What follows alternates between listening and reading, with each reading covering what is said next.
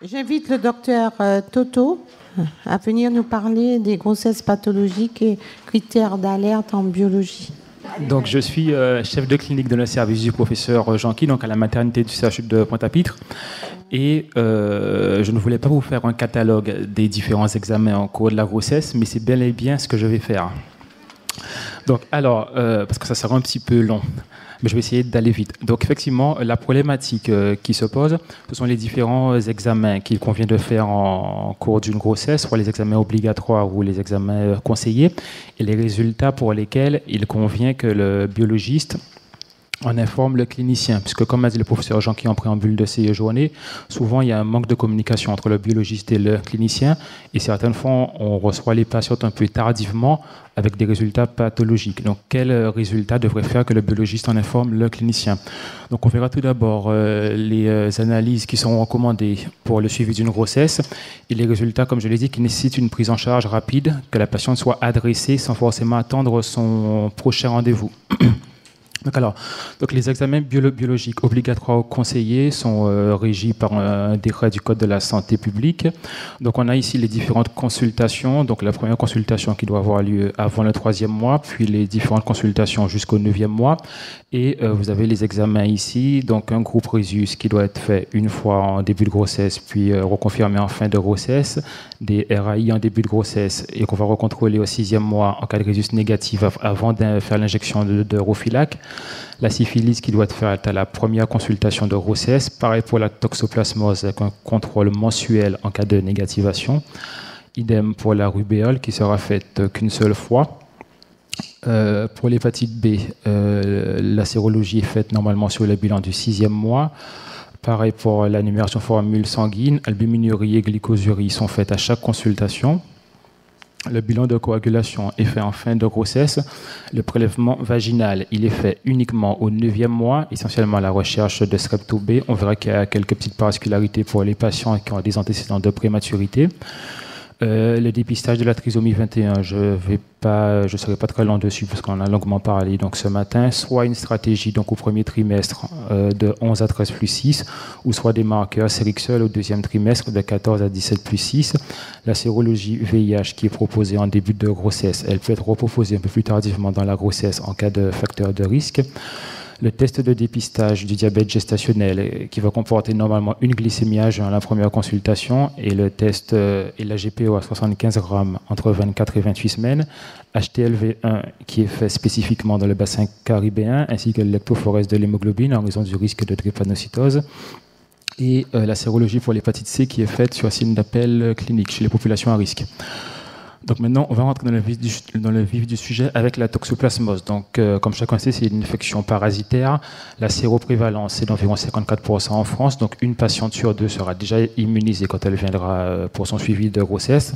3 principales voies de contamination, soit par l'ingestion de viande crue ou mal cuite, l'exposition aux déjections des chats ou la transmission verticale qui nous intéresse, à savoir la transmission mère-enfant.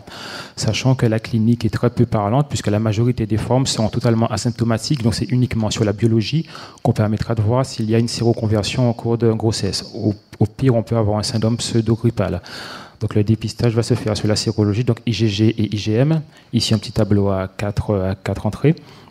Donc en cas de négativation des IgG et des IgM, la patiente, il n'y a pas d'infection tout d'abord, la patiente n'est pas immunisée et il convient de faire un contrôle mensuel, donc jusqu'à l'accouchement et une fois dans le postpartum.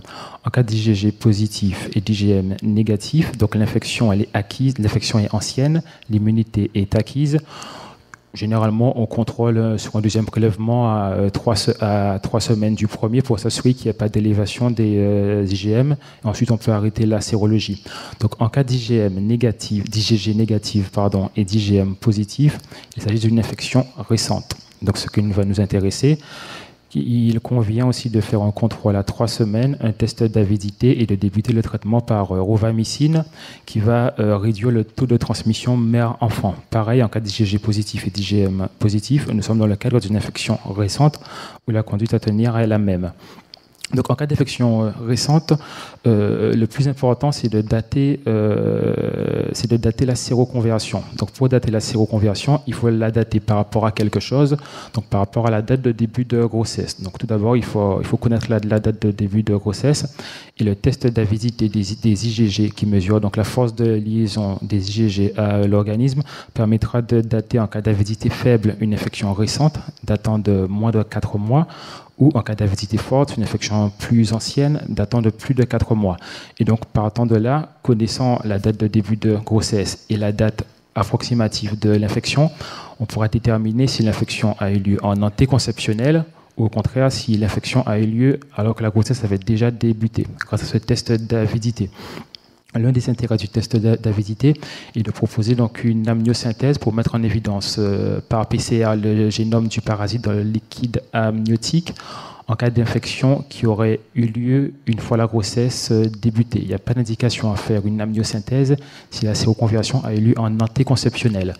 Donc le taux de transmission, donc mère-enfant, va être proportionnel à l'âge gestationnel, à savoir qu'on a un taux de transmission très élevé au 3e trimestre et très faible au 1er trimestre, tout en sachant que la sévérité de l'atteinte fétale, elle sera inversement proportionnelle à l'âge gestationnel. Les séquelles donc sont majeures en cas d'infection d'une grossesse jeune.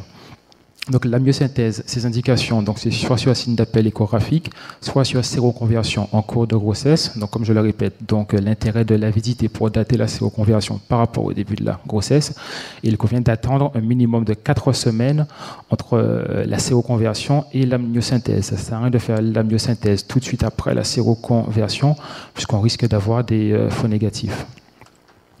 Donc, en cas d'atteinte fétale, on peut avoir des signes qu'on va pas détailler ici. Et le traitement, donc, essentiellement, ça va être du Fansidar ou de l'adiazine associé à de l'acide folinique, sachant que le traitement ne va pas diminuer le taux de transmission mère-enfant, mais va tenter d'atténuer les séquelles fétales. Voilà. Donc, ici, pour résumer, concernant la sérologie de toxoplasmose, la patiente doit être adressée au clinicien simplement si les IgM sont positifs, ce qui va signer a priori, pour résumer, une infection récente. On va passer à la rubéole, une pathologie qu'on devrait voir de moins en moins, ou du moins on devrait voir de plus en plus de femmes déjà vaccinées, puisque la vaccination elle est recommandée chez les bébés à 12 mois, avec une deuxième dose entre 16 et 18 mois. Donc c'est une maladie qui est généralement bénigne, spontanément résolutive, et chez la femme enceinte, on peut avoir un syndrome extrêmement sévère, fétal, donc à savoir l'embryopathie rubéolique. L'infection se transmet par voie hématogène transplacentaire. Donc, comme je l'ai dit, le risque d'embryopathie rubéolique est fonction de l'âge gestationnel. Avant 11 semaines, on a 90% d'embryopathie, entre 11 et 12 semaines, 33%, et après 16 semaines, on tombe à 0%. Ce qui montre bien qu'il n'y a absolument aucun risque d'atteinte fétale après 20 semaines. Donc, tout ça pour dire que ça ne sert à rien de faire une sérologie rubéole après 20 semaines. Ça ne sert à rien, du moins, au point de vue fétal. Par contre, ça sert pour vacciner la patiente en postpartum. Donc, voilà. Donc, après 20 semaines, on est quasiment sûr qu'il n'y aura pas d'atteinte du fœtus. Donc, on peut poursuivre la grossesse normalement, soit proposer une amniosynthèse ou une escalade de la surveillance. Par contre, il conviendra quand même de faire la sérologie pour pouvoir vacciner la patiente. Donc, l'embryopathie rubéolique, c'est un syndrome relativement large qui peut entraîner des anomalies au niveau audiologique, des anomalies cardiaques, des anomalies ophtalmiques, tout un tas de choses, ainsi que des manifestations un peu plus tardives chez l'enfant. Voilà, donc le diagnostic sera fait lui aussi sur la sérologie IgG et IgM. Si les IgG sont positives et stables sur 2 contrôles à 3 semaines, l'immunité elle est acquise, on n'a rien de plus à faire. Si les IgG sont négatifs, avec une augmentation des IgG sur un contrôle à 3 semaines et une positivation des IgM, nous sommes dans le cadre d'une infection aiguë, donc il conviendra de nous adresser la patiente sans délai. Et si les IgM sont négatifs avec des IgG qui restent stables, donc négatifs, il n'y a pas d'infection. Donc voilà, donc encore une fois, vous nous adressez les patientes en cas d'IgM positif. Voilà, et l'interruption médicale de grossesse sera discutée uniquement en cas de signe d'appel échographique. Et bien sûr, la vaccination en postpartum. Maintenant, comme l'a dit le docteur Claude hier, je vais redire un petit mot sur les patients de rhésus négative et l'alloimmunisation rhésus, qui peut être responsable d'anémie fétale parfois sévère, ainsi que d'ictère néonatale grave.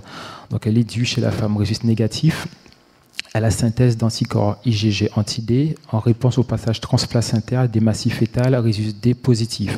Et donc la patiente va s'immuniser contre puisqu'elle va fabriquer des anticorps IgG anti-grand D, et donc elle va s'immuniser contre ses prochains fœtus si ceux-ci sont rhésus D positifs, sachant que ce sont des IgG.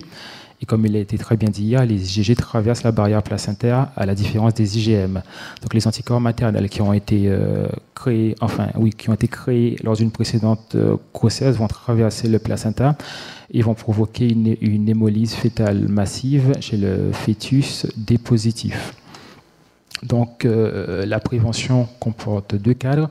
Une prévention donc systématique, comme il a été dit hier, à 28 semaines avec une injection de 300 microgrammes, et une prévention ciblée en cas de situation à risque d'hémorragie fœto-maternelle. Donc la prévention ciblée, elle, c'est une injection de 200 microgrammes à la différence de la prévention systématique qui est de 300 microgrammes sans limite d'âge gestationnel inférieur. En cas de suspicion d'hémorragie fœto-maternelle massive, il conviendra de faire un test de Cly-Urea qui est simplement en fait la quantification des hématies fétales dans le sang maternel de manière à pouvoir adapter la dose de Rophilac. Donc on va voir quelles sont ces situations à risque d'hémorragie fœto-maternelle. Tout d'abord au premier trimestre, donc tout ce qui concerne les fausses couches, les IVG, les grossesses molaires, grossesses extra-utérines, les saignements du premier trimestre, les cerclages. Vous avez la liste des indications à une prophylaxie par Rophilac 200 microgrammes chez les patients de rhésus négative au premier trimestre. Ensuite, au deuxième et troisième trimestre, donc les situations à risque important de passage des massifs fétales. Normalement, pour ces situations, il faudrait faire un test de Cly-Urea pour adapter la dose de Rophilac, mais en pratique, ce n'est pas souvent fait. Il s'agit des interruptions médicales de grossesse, des fausses couches tardives, des versions par manœuvre externe, et entre autres. Et nous avons donc les situations à risque modéré d'hémorragie fœto-maternelle, a priori pour lesquelles on n'a pas besoin de calcul de dose de Rophilac. Ensuite, je vais dire un petit mot de la numération formule sanguine. On va parler essentiellement du taux d'hémoglobine et des plaquettes. Donc l'anémie chez la femme enceinte, elle est définie par un taux d'hémoglobine inférieur à 11 grammes au premier et au troisième trimestre et inférieur à 10,5 grammes au deuxième trimestre. Donc c'est une pathologie qui est fréquente, qui est quasiment tout le temps d'origine fériprive, avec une ferritinémie qui sera basse. Mais toutefois, ça ne nous dispense pas de faire le bilan étiologique, puisqu'on peut avoir d'autres causes d'anémie en cours de grossesse. Donc ne pas se dire que l'anémie est fériprive, mais uniquement si le bilan le confirme.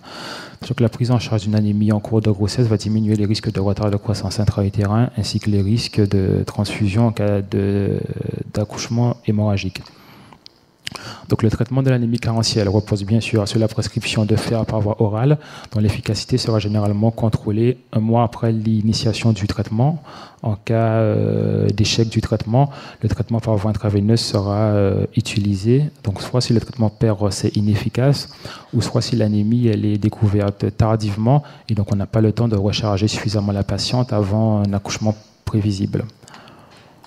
Maintenant, concernant les plaquettes, donc la thrombopénie, elle est définie par une numération plaquettaire donc inférieure à 150 000 plaquettes. Le diagnostic étiologique, encore une fois, est capital, sachant qu'il y a deux grands cadres. Il y a le cadre des thrombopénies non spécifiques à la grossesse, donc essentiellement les maladies infectieuses, les maladies auto-immunes, les thrombopénies constitutionnelles. Ça, c'est une patiente qui va arriver avec une thrombopénie, qui sera déjà thrombopénique avant même le début de la grossesse, ou si on reprend d'autres bilans qui ont été faits en dehors de la grossesse, la thrombopénie existera. Maintenant, pour les thrombopénies spécifiques à la grossesse, on a la thrombopénie gestationnelle, qui est une pathologie spécifique à la grossesse, et aussi les thrombopénies qui vont entrer dans le cadre des pathologies vasculaires placentaires, à savoir la prééclampsie et le HELP syndrome. On va dire un petit mot un petit peu plus particulier des thrombopénies gestationnelles. Donc, ça concerne 75% des thrombopénies. Donc, bien souvent, une femme enceinte qui sera thrombopénique, on peut dire sans avoir trop de chances de se tromper, qu'il peut s'agir d'une thrombopénie gestationnelle si les 5 critères diagnostiques sont réunis. À savoir, c'est une thrombopénie qui est modérée, entre 130 000 et 150 000 plaquettes. Une thrombopénie qui apparaît généralement en fin de grossesse. Pas d'antécédent de thrombopénie en dehors de la grossesse, sauf lors des grossesses précédentes. Ça sera un argument fort pour avoir le diagnostic de thrombopénie gestationnelle. Il n'y a pas de thrombopénie donc fétale et l'évolution sera spontanément favorable après l'accouchement. Maintenant, quel est le seuil de plaquettes qui va nécessiter donc, des investigations et un suivi dans la littérature? Et les sociétés savantes n'émettent pas particulièrement de recommandations ou de chiffres, mais cependant, les différentes publications, qui ne sont pas nombreuses, parlent de 100 000 plaquettes. Donc, en deçà de 100 000 plaquettes, il conviendrait d'initier un traitement qui peut être, en fonction de l'étiologie, soit des corticoïdes, soit des immunoglobulines polyvalentes. Maintenant, je vais dire un petit mot sur la sérologie CMV, parce que très souvent, on a des patientes chez qui la sérologie CMV est prescrite à tort en cours de grossesse. Donc, la CMV, ça appartient à la famille des herpès viridés. La séroprévalence dans la population générale est de l'ordre de 50%. Le taux de séroconversion est de 1% en cours de grossesse et la transmission se fait par voie hématogène transplacentaire. Donc, les groupes à risque de transmission à la femme enceinte sont essentiellement une femme enceinte qui va côtoyer un enfant de moins de 20 mois, une femme enceinte qui va côtoyer un sujet immunodéprimé et une femme enceinte qui va côtoyer un sujet transplanté. Parce que ces trois groupes ici, donc les bébés de moins de 20 mois, les sujets immunodéprimés et les sujets transplantés, ce sont des sujets qui vont excréter fortement le CMV. Donc, si une femme est en contact avec cette population, peut-être qu'il y aurait une indication à lui faire une sérologie CMV en cours de grossesse.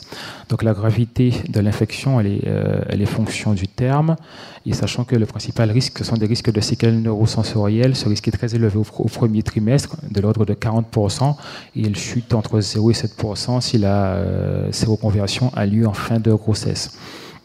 Donc la transmission materno-fétale peut faire suite soit à une primo-infection, soit à une réactivation du CMV. Sachant que le taux de transmission mère-enfant n'est pas le même en cas de primo-infection et de réactivation, puisqu'il est de l'ordre de 40% en cas de primo-infection, contre 1 à 2% en cas de réactivation. Le problème du CMV, puisqu'il y en a un, c'est le problème de la difficulté du conseil anténatal, puisque lorsqu'il y aura une infection donc prouvée à CMV, environ 10% des fœtus seront symptomatiques, donc là la situation elle est relativement claire. 50% vont avoir une atteinte extrêmement sévère et les 50 autres vont avoir une atteinte modérément sévère. Mais globalement, ils seront tous atteints en cas de signe échographique. 90% des fœtus n'ont absolument aucun signe échographique. Pourtant, dans cette population, on aura 5 à 15% d'enfants qui vont présenter des troubles neurosensoriels à la naissance. Et c'est vraiment ce bras qui pose toute la difficulté du CMV.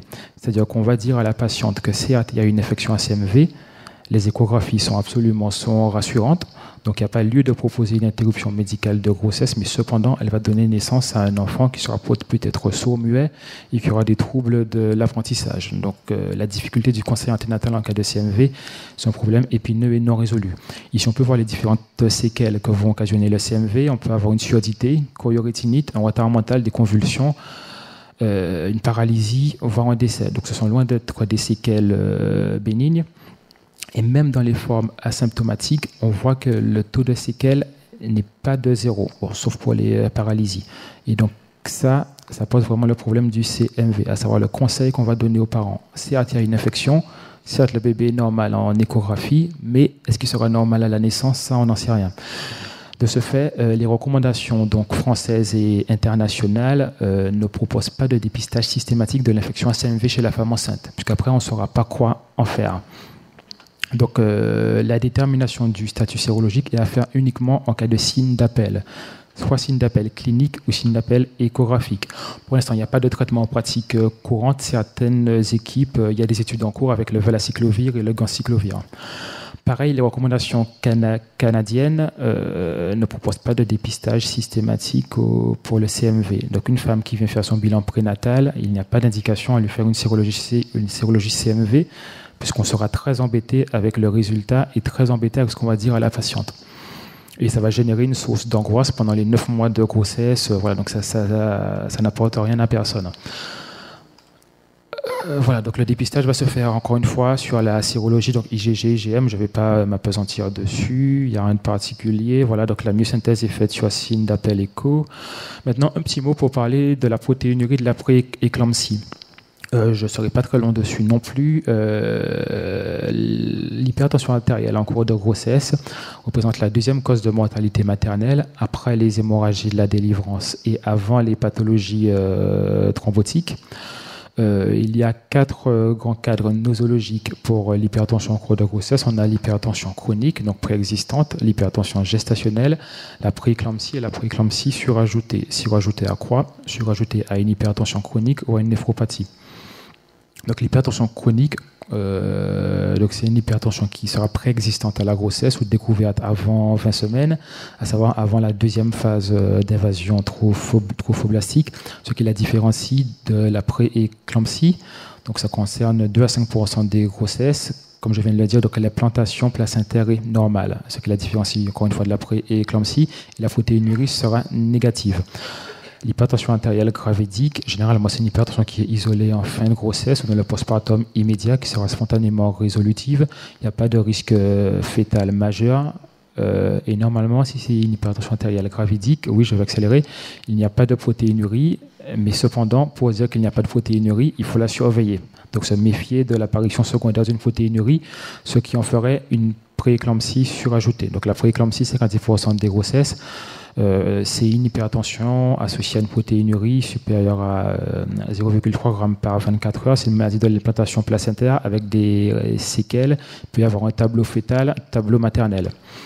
La prééclampsie surajoutée, 25% des grossesses avec hypertension vont se compliquer d'une protéinurie, d'une prééclampsie surajoutée. Le diagnostic se fait sur la protéinurie des 24 heures. Il y a certains tests qui peuvent être faits, la protéinurie sur échantillon, mais pour l'instant, les sociétés savantes préconisent de faire la protéinurie des 24 heures. Donc la protéinurie, elle est dépistable à la bandelette urinaire. Donc, il convient de réaliser un dosage des protéinuries des 24 heures, rien de particulier ici. Le HELP syndrome, qui est une microangiopathie disséminée et qui est une complication parfois redoutable de la prééclampsie. Donc, c'est un acronyme qui associe une hémolyse, cytolyse hépatique et thrombopénie.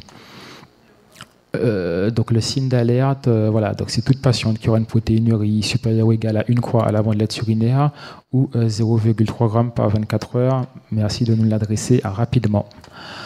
Maintenant, je vais dire juste un petit mot de la CBU et du PV, puisqu'ils sont souvent prescrits en cours de grossesse et on ne sait pas comment l'interpréter ou qu'en faire.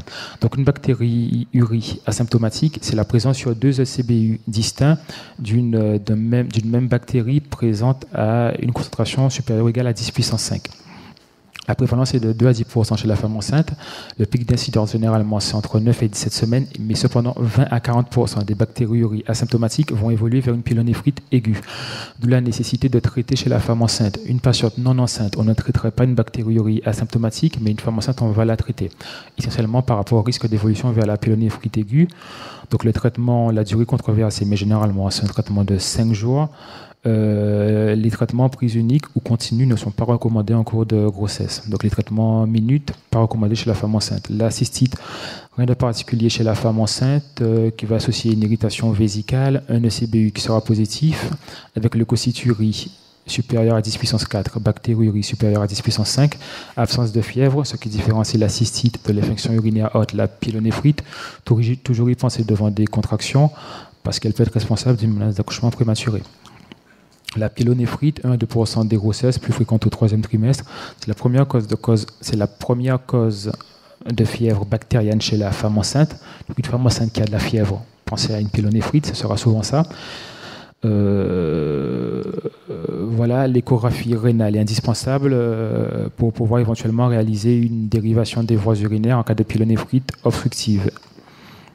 Voilà, donc je l'ai dit, le diagnostic se fait sur la bactériurie et la leucocyturie.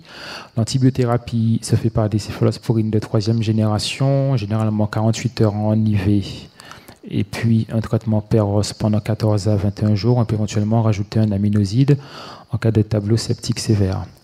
Voilà, donc le signe d'alerte en cas de bactériurie supérieure à 10 puissance 5, soit c'est une bactériurie asymptomatique, auquel cas il faudra la traiter, donc nous l'adresser, soit c'est une pyélonéphrite, auquel cas il faudra la traiter et nous l'adresser aussi. Voilà, maintenant le prélèvement vaginal, et j'aurai terminé sur ça. Donc le dépistage et le traitement des infections génitales, font partie des objectifs en cours de grossesse. Le vagin n'étant par définition pas un milieu stérile, donc c'est extrêmement facile d'isoler des germes dans le vagin, mais cependant le PV apporte bien souvent plus de problèmes que de solutions, puisqu'on ne sait pas quoi traiter. Voilà, c'est un atlas de bactériologie. 3 questions à se poser. À quelle patiente on va faire un PPV? Quand faut-il faire le PV et faut-il traiter le germe retrouvé? Puisque c'est quasiment systématiquement qu'on va retrouver un germe. Pendant longtemps, ce n'était pas très bien codifié, mais l'HAS a édité des recommandations en 2001, ce sont les plus récentes. Donc, à quelle patiente et quand? Donc, le PV systématique n'est pas recommandé en début de grossesse, sauf chez les patientes ayant un antécédent d'accouchement prématuré. C'est un niveau de preuve avec grade A. C'est quand même assez rare dans les recommandations. Donc, pas de PV systématique, uniquement sur antécédent. En cas de signe clinique, bien sûr, on fera un PV, mais ça paraît trivial. Et à tout le monde en fin de grossesse. Pour pouvoir dépister le streptocoque B et réduire les infections materno-fétales à strepto B. Il faut que ce PV ait un délai de moins de 5 semaines par rapport à l'accouchement. Donc ça ne sert à rien de le faire trop tôt, puisque sinon il faudra le refaire juste avant l'accouchement. Voilà. Pareil, ça ne sert à rien de refaire un PV si en cours de grossesse, on a déjà eu la preuve qu'il y a eu du strepto B, soit sur un examen d'urine, soit au niveau vaginal, puisque la patiente est déjà porteuse de strepto B et sera traitée en péripartum. Voilà. Faut-il traiter le germe trouvé? Donc le vagin, comme je l'ai dit, c'est un atlas de bactériologie, mais cependant, il est difficile d'expliquer à une patiente qui a un germe et qu'on ne va pas le traiter. Donc la solution, c'est de rassurer la patiente. Le germe ne sera pas responsable d'une fétopathie. Par contre, comme l'a dit le professeur Janqui très bien, il conviendra de traiter les vaginoses bactériennes, qui sont souvent peu ou pas symptomatiques et qui se définissent comme une perturbation de la flore vaginale où la flore de Dodéalin est absente et remplacée par diverses bactéries. Donc très souvent, ça sera du Gardnerella. Donc on ne traite pas tout et n'importe quoi. Par contre, s'il y a une vaginose bactérienne, là on la traite sans réfléchir. Puisque la relation est bien établie entre la vaginose bactérienne et le risque d'accouchement prématuré, comme il a été dit plus tôt, et le risque de rupture prématurée de la poche des os. Voilà, donc le traitement, comme il a été dit, voilà, donc c'est du métronidazole, soit un traitement de 7 jours, soit un traitement en prise unique, voilà, pas d'ovule ni de traitement monodose. Et effectivement, je vais conclure, puisqu'il m'a été demandé de conclure. Donc je dirais que, comme souvent, les patientes auront beaucoup d'examens biologiques en cours de grossesse. La majorité d'entre elles vont lire la conclusion de l'examen et souvent, il y a parfois un délai de latence entre le moment où on prescrit l'examen et le moment où on voit la patiente en consultation, parfois 1 mois à 2 mois après. Et nous, on est assez surpris de voir que la patiente arrive aussi tard avec un examen pathologique. Donc le but de cet exposé était simplement de sensibiliser les biologistes sur juste de nous passer un coup de fil ou de demander à la patiente de venir en consultation si le résultat de l'examen est pathologique, puisque certaines patientes ne le feront pas de manière spontanée. Voilà.